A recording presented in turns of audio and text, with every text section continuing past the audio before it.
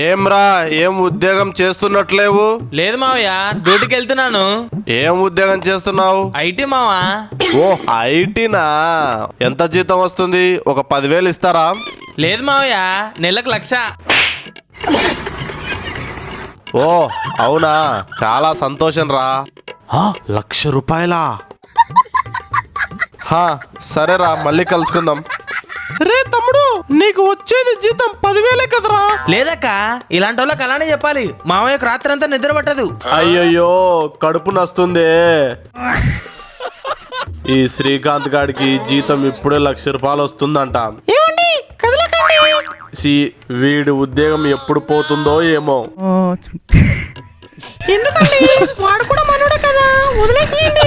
సరే సరేలే. అమ్మా, నాకు కొంచెం వేడి నీళ్ళు ఇవ్వవా? ఇప్పుడే మీ నాన్న కూలయ్యాడ్రా. ఆగు.